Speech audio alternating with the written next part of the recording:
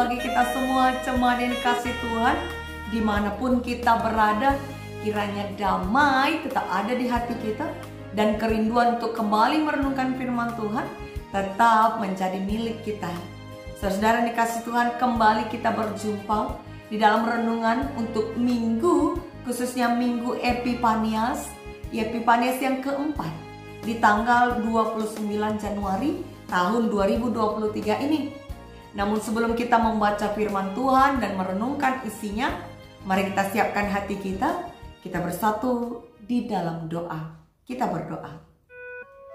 Ya Tuhan Allah Bapa kami, sumber segala anugerah yang kami terima di kehidupan kami. Kami mengucap syukur Tuhan atas anugerah Tuhan, khususnya kesempatan baru yang masih Tuhan berikan untuk kami kembali merenungkan firman-Mu. Kiranya Tuhan, berbicaralah Engkau melalui hamba-Mu dan berbicaralah Engkau di dalam hati kami untuk kami semakin mampu melakukan firman-Mu, menjadikan firman-Mu sebagai tongkat di dalam menjalani hari-hari kami, menghadapi setiap tantangan dan cobaan di kehidupan kami. Sehingga melalui firman-Mu, nama Tuhan termulia dan kami bisa memberitakan firman-Mu kepada setiap bangsa di dunia. Ke dalam tangan-Mu kami berserah Tuhan, berkati hamba-Mu juga yang menyampaikan firman-Mu, sehingga nama Tuhan dipermuliakan dan firman-Mu nyata tersurat di dalam hati kami. Di dalam nama Yesus kami berdoa. Amin. Saudara yang dikasih Tuhan, kita akan merenungkan firman Tuhan yang terambil dari kitab 2 Korintus. 2 Korintus pasal yang ketiga, ayat yang pertama sampai ayat yang ke-6 dan dilanjutkan ke ayat 18. Mari kita baca kitab 2 Korintus pasal yang ketiga, ayat yang pertama sampai ayat yang ke-6. Lalu dilanjutkan ke ayat 18. Demikianlah isinya. Judul pelayan-pelayan perjanjian yang baru. Adakah kami mulai lagi memujikan diri kami? Atau perlukah kami seperti orang-orang lain menunjukkan surat pujian kepada kamu atau dari kamu? Kamu adalah surat pujian kami yang tertulis dalam hati kami dan yang dikenal dan yang dapat dibaca oleh semua orang. Karena telah ternyata bahwa kamu adalah surat Kristus yang ditulis oleh pelayanan kami, ditulis bukan dengan tinta tetapi dengan roh dari Allah yang hidup. Bukan pada loh-loh batu, melainkan pada loh-loh daging, yaitu di dalam hati manusia. Demikianlah besarnya keyakinan kami kepada Allah oleh Kristus. Dengan diri kami sendiri, kami tidak sanggup untuk memperhitungkan sesuatu seolah-olah pekerjaan kami sendiri.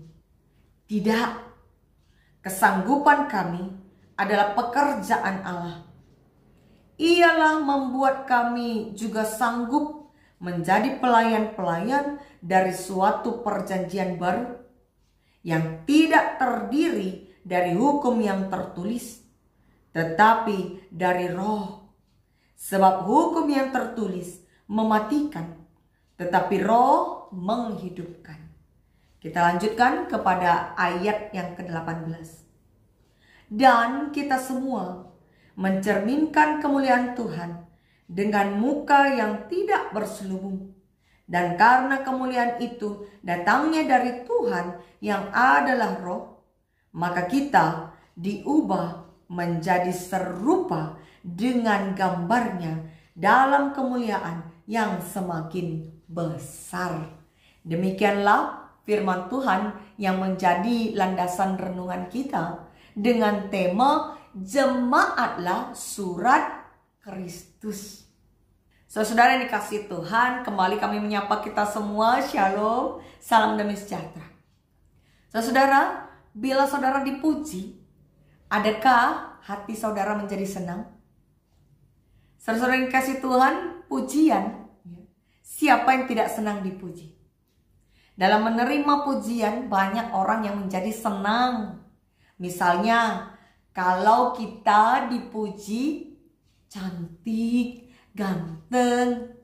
Atau ketika sudah lama tidak bertemu, orang bilang, wah tambah cantik, tambah ganteng. Atau ketika ada orang yang memuji kita pandai, baik, jujur, dan seterusnya, dan seterusnya. Tentu hati kita menjadi senang. Namun, pujian bisa juga membuat setiap orang lupa diri. Ya. Pujian bisa membuat orang lupa diri dan menjadi sombong. Pujian bisa menjadi sebuah kebutuhan bagi orang-orang tertentu sebagai bukti pengakuan diri terhadap orang lain. Banyak contoh orang-orang yang butuh pengakuan diri. Itu bisa kita lihat dari media sosial. Ada ibu-ibu yang rajin selfie di media sosial.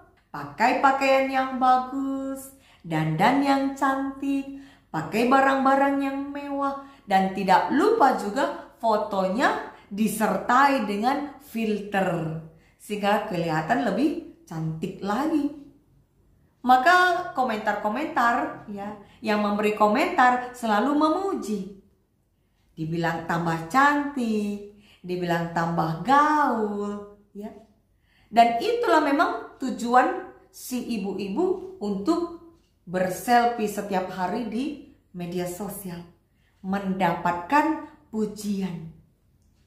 Ada juga beberapa anak-anak muda yang sering update foto profil, bergaya, modis, dan semenarik mungkin. Mengapa? Mungkin supaya dilihat banyak orang, diberi tanda love, biar banyak yang naksir. Atau mungkin kalau sedang ada saingannya ya, punya saingan mendapatkan hati seseorang, ya, bisa jadi itu menjadi tujuan mengalahkan si saingan tersebut, supaya orang-orang lain juga bisa melihat bahwa dirinya ini jauh lebih ganteng, dirinya ini jauh lebih cantik dibanding saingannya tadi. Saudara yang dikasih Tuhan, itu pengakuan, ya. Butuh pengakuan diri. Nah, dalam hal ini Rasul Paulus melalui suratnya kepada jemaat Korintus, dia memberi nasihat. Apa inti nasihat Rasul Paulus tersebut? Dan bagaimana seharusnya sikap kita terhadap keinginan untuk dipuji? Mari saudara-saudara yang dikasih Tuhan, kita dalami isi dari nats renungan kita. Dalam surat ini, Rasul Paulus menegaskan kepada jemaat di kota Korintus bahwa hendaklah jemaat melayani Tuhan harus dengan ketulusan dan dengan motivasi yang benar. Bukan untuk mendapatkan pujian, bukan supaya mendapat pengakuan. Ya. Konteksnya ketika itu jemaat Korintus sedang berada di ambang perpecahan, di mana banyak orang-orang yang menyerang Rasul Paulus, yang meragukan keabsahan kerasulannya. Banyak orang yang ragu, dan beberapa golongan menganggap bahwa orang yang disebut rasul adalah murid-murid Yesus yang langsung menyaksikan karya pelayanan Yesus. Sedangkan Rasul Paulus tidak. Dia menjadi pengikut Kristus setelah Yesus naik ke sorga. Tetapi dalam hal ini Rasul Paulus menanggapi semua itu dengan kerendahan hati. Ya. Sehingga dikatakan di ayat yang pertama, perlukah kami seperti orang-orang lain menunjukkan surat pujian? Ini menggambarkan situasi ketika itu di mana banyak pelayan-pelayan, banyak pengajar-pengajar yang meminta surat pengantar atau semacam rekomendasi ya, yang isinya pujian-pujian yang memuji hasil pelayanan sang pengajar tersebut sebagai sebuah legitimasi ya. Melegitimasi dirinya supaya bisa diterima di jemaat yang baru, jemaat yang dia tuju. Surat-surat tersebut akan ditujukan kepada orang penting di jemaat yang ya tuju. Ketika itu Rasul Paulus menganggap bahwa surat-surat pengantar tersebut tidaklah terlalu penting, karena yang terlebih penting adalah surat yang tidak ditulis dengan tinta. Dia mengatakan kepada jemaat di kota Korintus, karena tanpa sebuah surat yang bertuliskan pujian pun, engkau, dalam arti jemaat Korintus, sudahlah menjadi surat pujian yang tertulis di dalam hati Rasul Paulus dan rekan-rekan sepelayanannya yang melayani di kota Korintus tersebut. Dengan kata lain, menurut Rasul Paulus, lebih penting melihat buah pengajarannya, buah penginjilannya. Apakah penginjilan itu menjadi berkat bagi banyak orang? Ya. Itu lebih penting daripada surat-surat yang tertulis, yang ditulis oleh manusia dengan tinta. Surat yang ditulis dengan tinta itu punya masa limit, bisa hilang, bisa rusak. Tetapi ada yang lebih penting menurut Rasul Paulus, yaitu bahwa surat yang tertulis di dalam hati yang dapat dibaca semua orang, merekalah surat Kristus, buah pelayanan Rasul Paulus dan rekan-rekannya. Namun hal ini disebutkan oleh Rasul Paulus bukan dalam rangka untuk menyombongkan diri. Dia mengatakan bahwa jemaat Korintus adalah surat tertulis Kristus, surat yang ditulis dengan roh, buah pelayanan Rasul Paulus dan rekan-rekannya. Rasul Paulus sadar, meskipun jemaat Korintus adalah buah pelayanannya, tetapi kesanggupan dalam mengerjakan pelayanan tersebut adalah kesanggupan yang asalnya dari Allah. Kesanggupan untuk melayani jemaat Korintus adalah pekerjaan Allah. Dan Allah yang memampukan mereka sehingga mereka sanggup menjadi pelayan-pelayan dari suatu perjanjian baru. Perjanjian baru dalam hal ini bukan lagi merujuk pada hukum-hukum yang tertulis layaknya yang diterima oleh Musa di dalam Keluaran 24 ayat 12 sampai 18, di mana Musa di dalam kepatuhannya dia dipakai Tuhan untuk menjadi perantara antara Allah dengan bangsa pilihannya Israel. Tuhan memateraikan perintahnya pada loh batu yang diberikannya kepada Musa. Sebab memang demikianlah tanda yang dibutuhkan oleh bangsa Israel untuk bisa mengenal Allah, untuk bisa memahami apa yang harus mereka lakukan yang sesuai dengan kehendak Allah melalui hukum-hukum yang tertulis pada loh-loh batu. Tetapi melalui kedatangan Kristus ya, di dalam perjanjian yang baru, Allah telah menyatakan secara langsung kehendaknya. Bukan lagi melalui loh batu, tapi Allah menyatakan langsung kehendaknya tanpa hukum tertulis, melainkan dengan menunjukkan keteladanan hidup Kristus selama hadir di dunia. Sehingga setiap orang percaya tidak perlu lagi tanda seperti dua loh batu yang tertulis yang diterima Musa untuk diserahkan kepada bangsa Israel. Sebab kematian dan kebangkitan Yesus itulah yang menjadi tanda. Ya. Tanda bagi setiap orang percaya bahwa mereka telah diberi anugerah. Bukan supaya hidup mereka berakhir dalam kematian, melainkan beroleh keselamatan. Maka apakah pesan firman Tuhan hari ini?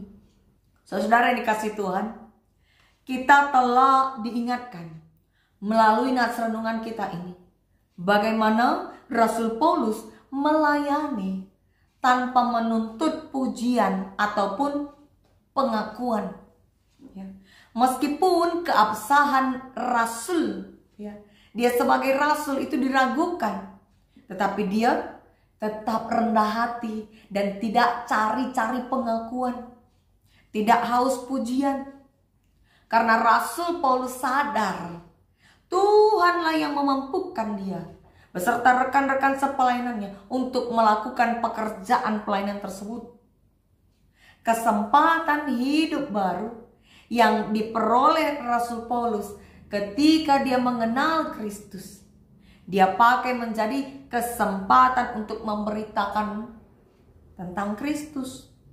Dia pakai untuk memberitakan tentang kemuliaan Tuhan. Artinya apa?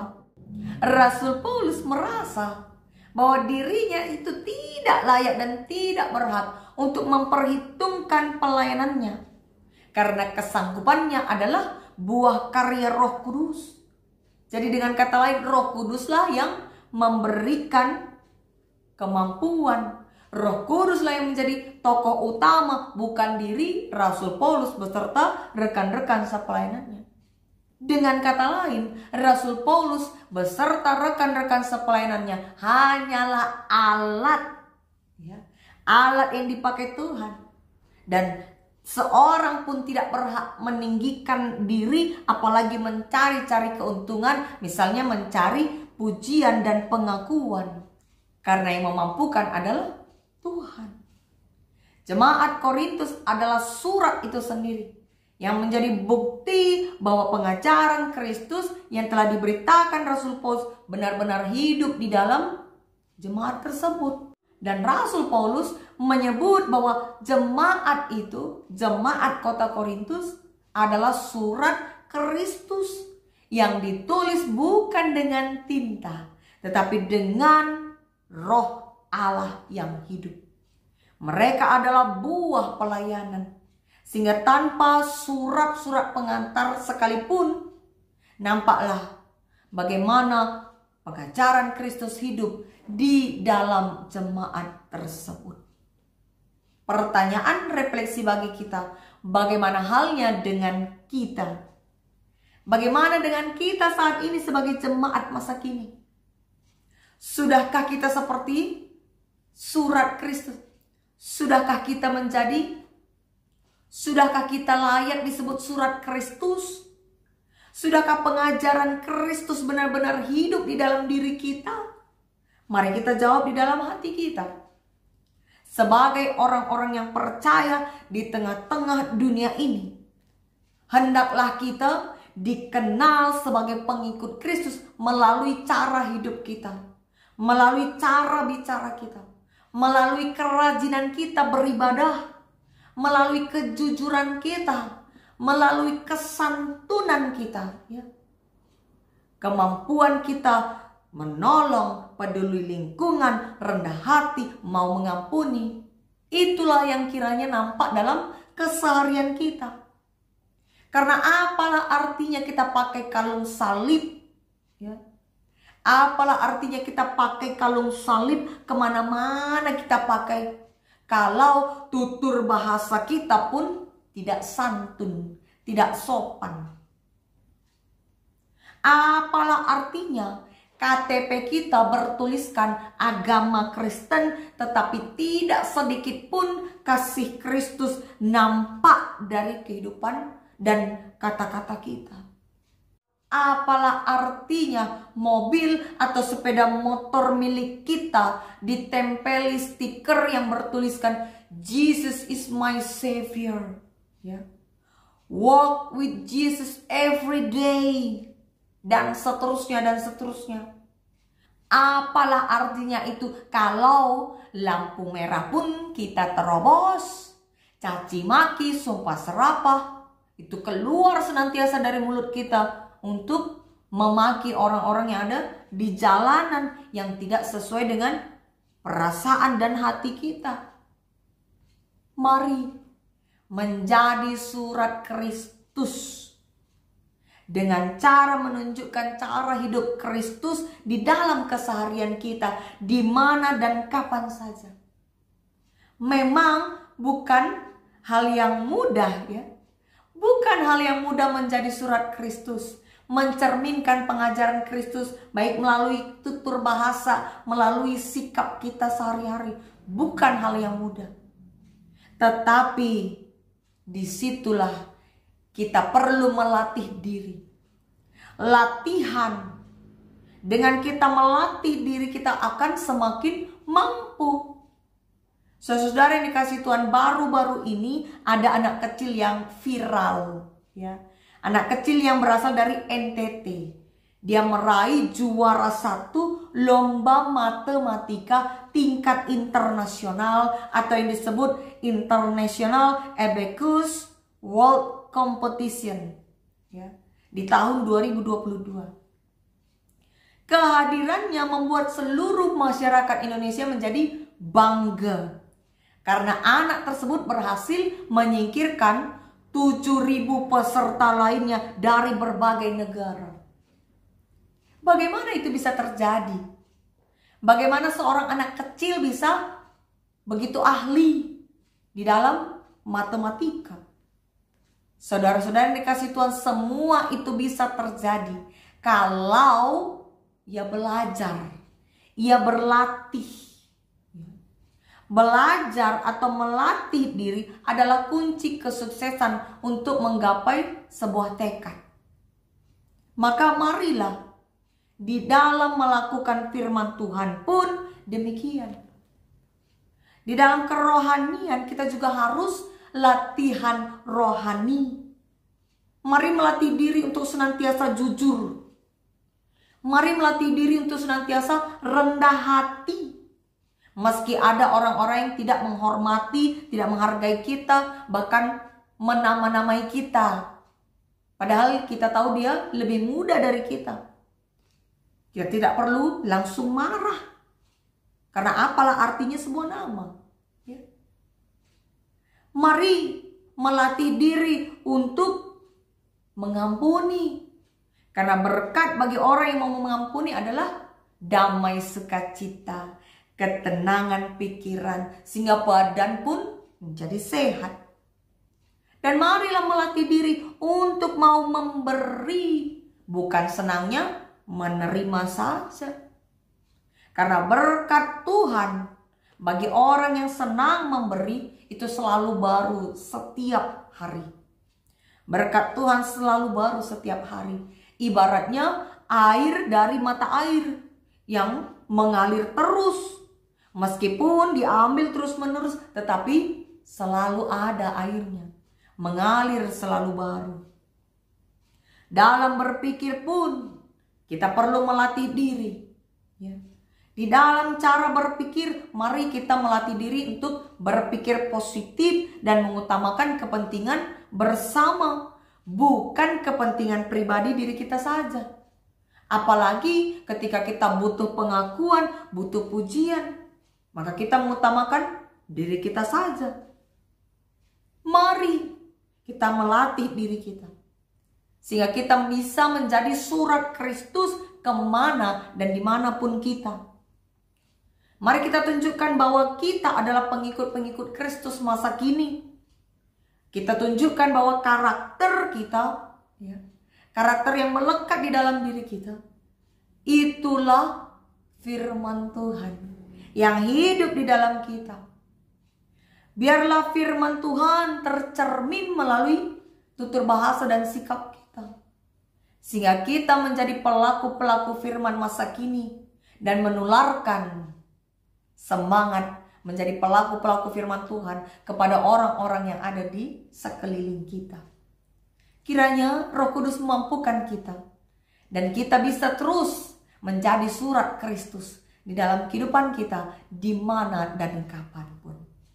Amin. Mari kita berdoa. Kita mohon penyertaan Tuhan melakukan firman-Nya. Terima kasih Tuhan, kami mengucap syukur. Engkau masih mengingatkan kami untuk senantiasa menjadi pelaku firman. Ajar kami ya Bapa, melatih diri kami, sehingga latihan rohani mendewasakan kami. Dari kehidupan kami nampaklah siapa Tuhan yang kami sembah, dan nampaklah isi firman Tuhan yang senantiasa kami terima. Biarlah hidup kami, tutur bahasa kami, mencerminkan pengajaran Kristus. Ke dalam tangan-Mu kami berserah, di dalam nama Yesus kami berdoa. Amin.